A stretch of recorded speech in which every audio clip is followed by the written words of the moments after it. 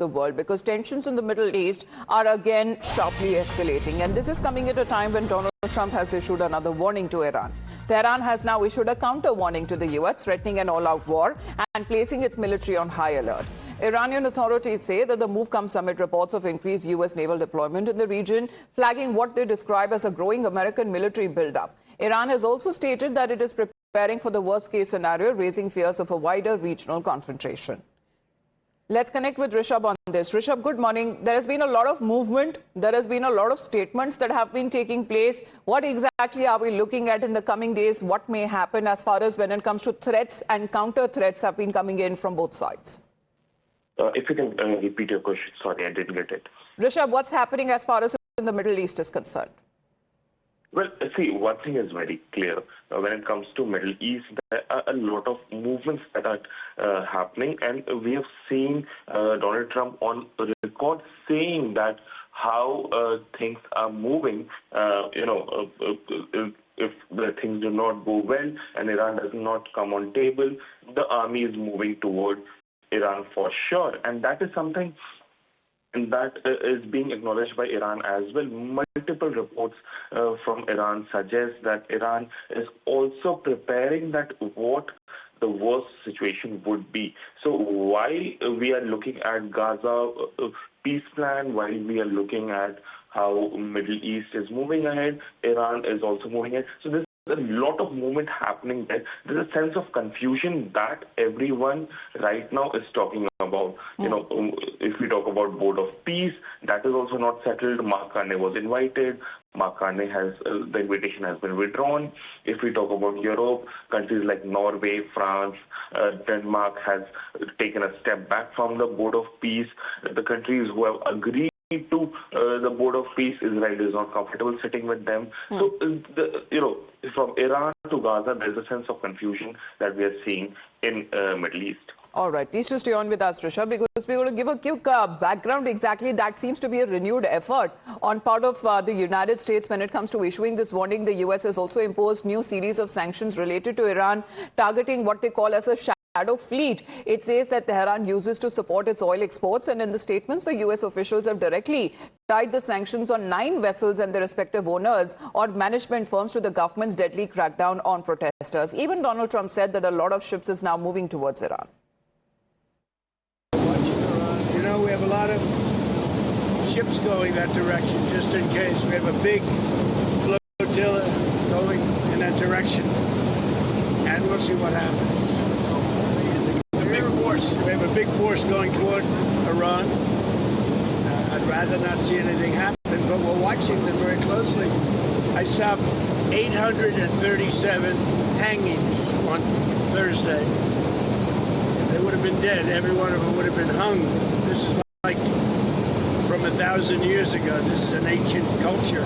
Very smart people, by the way, but it's an ancient culture.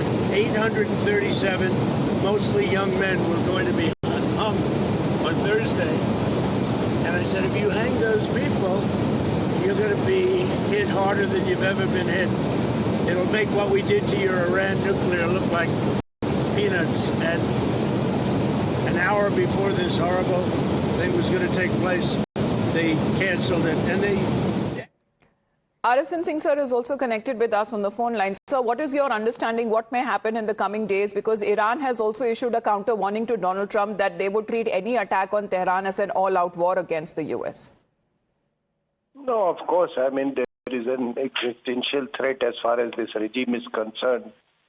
So it will use whatever it has. But having seen their arsenal in the last 12 days engagement that took place a few months back, there is nothing much. There is no secret weapon, I suppose, in the hands of the Iranian leadership at the moment. And ma'am, let me tell you, when these aircraft carriers move, something will definitely happen. I can assure you that much, because last time when U.S. invasion of Iraq took place, I was that time I was in the government and I was monitoring the movement of these aircraft carrier groups, and had exactly predicted when the attacks will take place. So this is not without purpose. And let me also say that I think the Americans have gone about very systematically. They finished Hamas, then they finished Hezbollah, and thereafter they changed the Syrian leadership, and now totally I would say they defanged Iran. So it really can't count on much support. And there is another lesson also for the world, that you can't keep people suppressed for so long, and you have this kind of an ideology which prevents you from expressing yourselves, or circumscribing their freedom and independence. So that was all bottled up. And we should also not forget that this regime, the present regime, this ideological regime, I would say, also they do not come through the velvet route. Well, that's been, as far as when we have seen since last year, it's been over a month almost that we are looking at as far as this violence that is now, which triggered because of inflation, because of the crisis that economically people have been suffering, has now escalated to several levels, that all of the provinces there were violence that have been reported. Thank you very much, Mr. Arasan Singh, for joining us here on the broadcast. Major General A.K. Savach is also connected with us. Good morning. Do you believe that there is any saying or any prediction as far as what Donald Trump could do next? Because Iran says that they are ready, and the regime would ensure that everything at its disposal would be used to push back against what they have been calling as constant military threats from the U.S.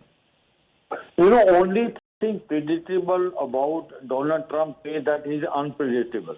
One can't even think that what will be his next move. But there are certain indications which are coming. One is that Abraham Lincoln, the aircraft group, has already moved out from Southeast Asia. Now it has come to Persian Gulf.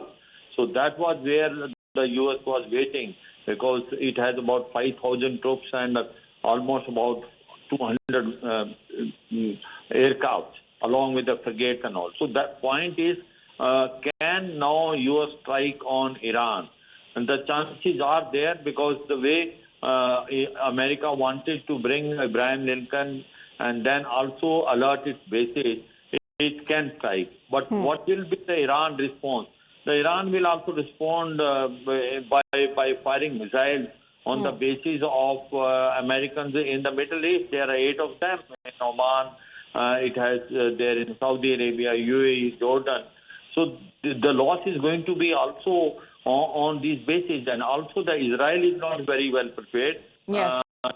You also said to America, because after last conflict they had, their Iron Dome had some problem. So the point is that it is 50-50 chance that America can strike, because America was waiting for Abraham Lincoln to come.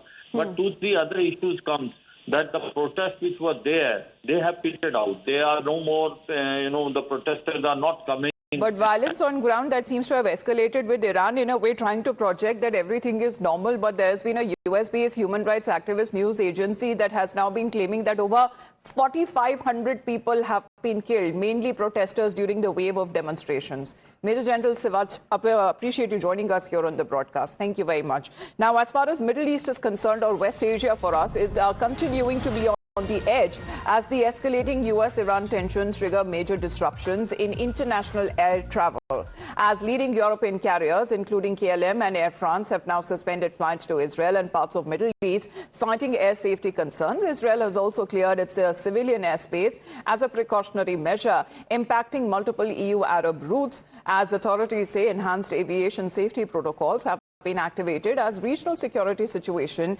continues to deteriorate. Well, Rishabh, this is something that I was talking about, a lot of movement that seems to be happening as international air travel that has also been disrupted, and several of the top airlines have also suspended flights to certain regions in the Middle East.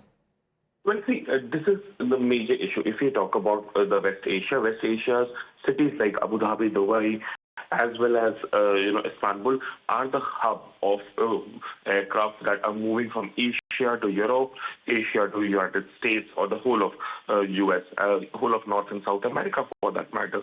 And the way airspaces have been disturbed has led airlines not only cancel it, but they have incurred a lot of losses as well.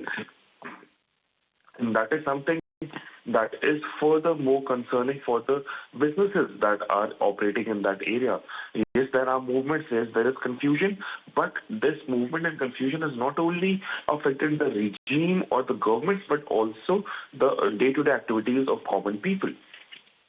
All right. Yes, it has, because this seems that several airlines, including Lufthansa, Air France and others, have cancelled their flights to the Middle Eastern nations like Israel, Saudi Arabia and the UAE as fears of Iran conflict escalates in the region. And this comes after the US has also beefed up its security presence around Iran as fears of a conflict escalate. Now, speaking of Donald Trump, Rishabh continues to be with us. We talk about how he seems to be keeping